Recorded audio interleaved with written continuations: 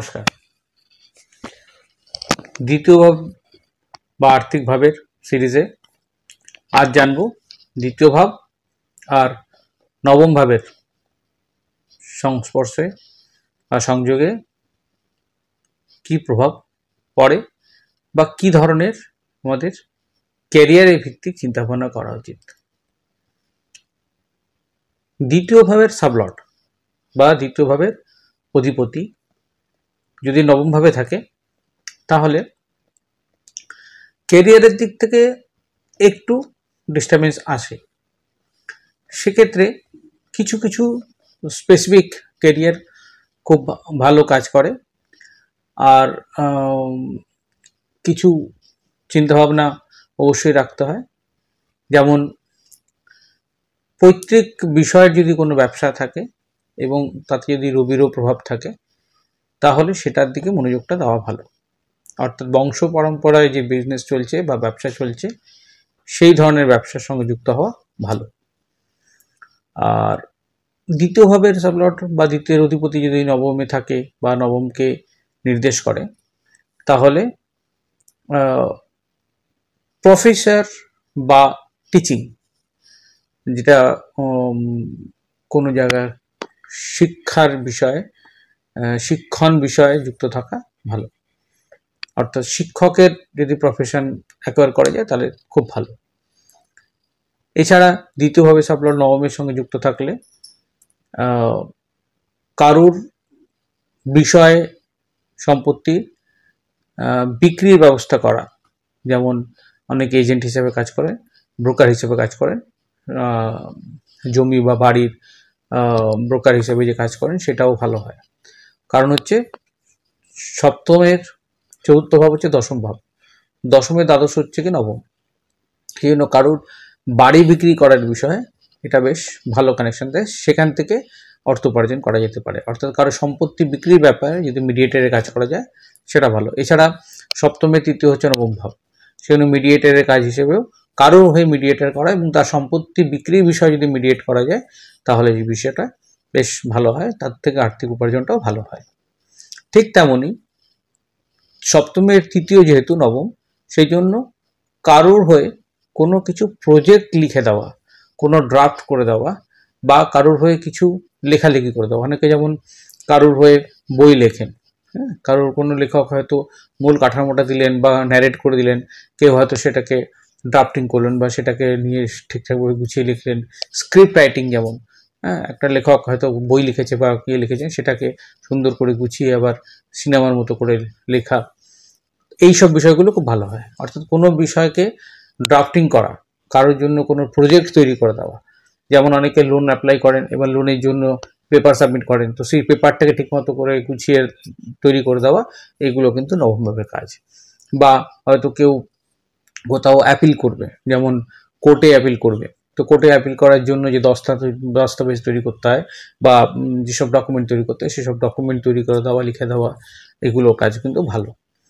এবং এই যে কোর্টের কথা বললাম, কোর্টের কাজও কিন্তু বেশ ভালো হয়, কারণ নবম হচ্ছে ন্যাচারাল জোডিয়াকে ধনুরাশি এবং ন্যায়পরায়ণ বা ন্যায়ের ভাব।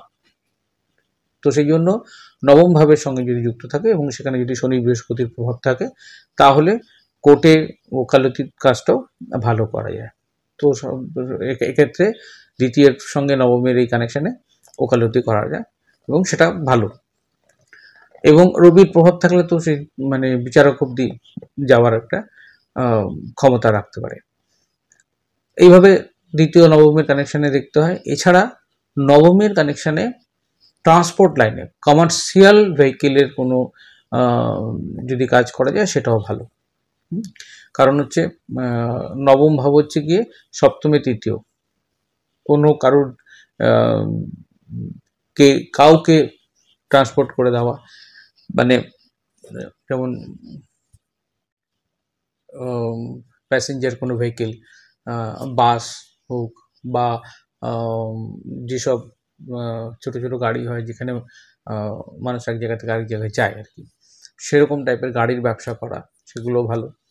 এছাড়া এমনিতেও কমার্শিয়াল ট্রান্সপোর্টের জন্য যেসব মালবাহী যে গাড়ি হয় সেগুলোরও কাজ করা যেতে পারে। এবং দূরপাল্লায় যেগুলো যায়, যেগুলো দূরে দূরে নিয়ে যায়, এক রাজ্য থেকে আরেক রাজ্যে ট্রান্সপোর্টের যে গাড়িগুলো যায়, সেগুলো বিজনেসও ভালো হয় যদি এখানে শুক্র সহায় হয়, শনি সহায় হয়। শনি পজিটিভ দিকে থাকে, শুক্র যদি পজিটিভ দিকে থাকে, তাহলে এই ব্যবসাগুলো করা ভালো। শনি আর এই যে নবমের যে প্রভাবটা বললাম, এই প্রভাবে কিন্তু ধীরে ধীরে ধীরে ধীরে হলেও কমিউনিকেশনটা বেটার হয় এবং কারোর যোগাযোগের মাধ্যম যেটা হয় সেটা কিন্তু স্টেবিলিটি তৈরি করে ভালো। এক্ষেত্রে চন্দ্রের প্রভাবটা থাকলে একটু সমস্যা হয়, কারণ চন্দ্র দূরপাল্লার বিষয়েও চন্দ্র থাকলে কি হয়, মানে সেটা একটু যেহেতু ইমোশনের সঙ্গে জ্ঞানের ব্যাপারটা সংমিশ্রণ ঠিকঠাক হয় না। এই নবমের ভাবের সঙ্গে বেসিক্যালি যেসব গ্রহ কাজ করে ভালো সেগুলো হচ্ছে রবি, বৃহস্পতি, শনি এবং শুক্র মোটামুটি ভালো কাজ দেয়। বুধ এখানে বিশেষ কিছু করতে পারে না। হ্যাঁ, বুধ যেগুলো ড্রাফটিংয়ের যেগুলো বিষয়গুলো বললাম সেগুলোর জন্য বুধ এখানে ঠিকঠাকভাবে কাজ করে। এছাড়া বাকি জিনিসগুলো যেগুলো বললাম সেগুলোর দিকে মনোযোগ দিয়ে ক্যারিয়ার তৈরি করা যেতে পারে। আর বিশেষত এইগুলোই খেয়াল রাখতে হবে দ্বিতীয় শনির প্রভাবে। এখানে রেমেডি বলতে বিশেষ কিছু করার থাকে না, এই বিষয়গুলোকে খেয়াল রেখেই যদি এগোনো যায় তাহলে সবচেয়ে ভালো। এইভাবেই গ্রহকে জানতে হবে, ভাবকে জানতে হবে, এবং আমি আরও গ্রহভিত্তিক ভিডিও নিয়ে আসব যে ঠিকঠাকভাবে কি করা উচিত, কোন কোন ভাবে সংস্পর্শে, এবং এই যে কানেকশনগুলো বলছি এই কানেকশানেও দেখবেন অনেক কানেকশান আছে যেগুলোতে আমাদের নিজের থেকেই কিছু কিছু করে নেওয়া উচিত, যেগুলো আমাদের রেমেডি হিসাবে কাজ হবে। আবার কিছু কিছু জিনিস করা উচিত না, তাতে কি হয় আমাদের যে ভালো জিনিস যেটা আমাদের প্রাপ্তি হওয়ার কথা সেটাও আমাদের অনেক সময় প্রাপ্তি হয় না। সেজন্য অনেক কিছু আছে যেগুলো আমাদের একটু অ্যাভয়েড করা উচিত।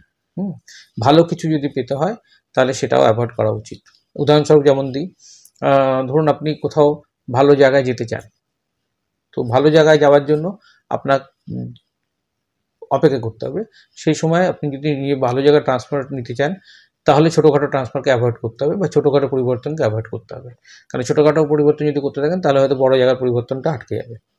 তো এইভাবে চিন্তাভাবনা করতে হয়। কিছু কিছু জায়গায় কিছু কিছু সময় আছে যেখানে ধরুন আপনার প্রাপ্তি যোগ আছে। এবার প্রাপ্তি যোগের সময় আপনি যদি ছোটো ছোটো ছোটো ছোটো প্রাপ্তি নিতে থাকেন তাহলে বড় প্রাপ্তি যোগটা নাও আসতে পারে। সেই জন্য কিছু কিছু জিনিস আপনি যদি মানে সজ্ঞানেই যদি সেগুলোকে অ্যাভয়েড করতে থাকেন তাহলে দেখুন বড় প্রাপ্তি যখন আসবে তখন অটোমেটিক্যালি সেই জিনিসটা আপনার কাছে আসবে। তো এই বিষয়গুলো তার কারণ হচ্ছে পুরো আমাদের যতটা আমরা পাবো, যতটা দেবো তার একটা মাত্রা আছে। তো দেওয়াটা অল্প অল্প অল্প অল্প করে দিয়ে দিতে পারি, পাওয়াটা না অপেক্ষা করলাম যাতে একসঙ্গে ভালো কিছু পাওয়া যায়। আর যদি খারাপ পাওয়ার বিষয় থাকে তাহলে একটু একটু একটু করে নিয়ে নিতে হয় যাতে একেবারে ধাক্কাটা বড় না আসে। সেই জন্য প্ল্যানিংটা খুব জরুরি। এই জন্য ভাবের সঙ্গে গ্রহের যে সম্পর্ক, এই সম্পর্কগুলো বুঝে নিয়ে লাইফে প্ল্যান করা হচ্ছে অ্যাস্ট্রোলজি। অনেকে প্রশ্ন করেন কি হবে কি হবে, আগামী দিন কেমন যাবে। তো আগামী দিন কেমন যাবে ডিপেন্ড করবে আপনি বিষয়টা কি বুঝছেন, আপনার ছকের কম্বিনেশনসগুলো কীভাবে বুঝছেন এবং আপনি কি করছেন। আপনার জীবনে যে অ্যাক্টিভিটি আছে সেই অ্যাক্টিভিটিতে আপনি কি কি বিষয়গুলো করছেন সেগুলো আপনার ছক অনুযায়ী কতটা পজিটিভ কতটা নেগেটিভ তার উপর ডিপেন্ড করবে আপনি কতটা কি পাবেন। তো সেই জন্যই ছকটাকে বুঝে নিয়ে জীবনটাকে সাজানো খুব জরুরি, ওটা বুঝতে হয়। যে আগামী দিনে যা গ্রহের কম্বিনেশন আছে সেগুলো থেকে আমি কীভাবে নিজেকে টার্ন অ্যারাউন্ড করতে পারি, অর্থাৎ নেগেটিভ কানেকশন যেটা মনে হচ্ছে সেটাকে আমি নিজের ফেভারে কীভাবে নিতে পারি, এবং এইখানেই প্ল্যানিংটা জরুরি। তো আগামী দিনে আরও অনেক কিছু নিয়ে আসবো। আজকে বিষয়টা খুব ছোট, যদিও গুরুত্বপূর্ণ, এই বিষয়গুলো খেয়াল রাখতে হবে। আর সঙ্গে থাকবেন, এইভাবে অনেক কিছুই জানতে পারবেন। আপনাদের যদি কোনো প্রশ্ন থাকে সেগুলো অবশ্যই লিখে দেবেন, আমি যথাসাধ্য চেষ্টা করব আপনাদের প্রশ্নের উত্তর নিয়ে কোনো ভিডিও বানিয়ে আপনাদের সামনে আসার। ধন্যবাদ, সঙ্গে থাকবেন, নমস্কার।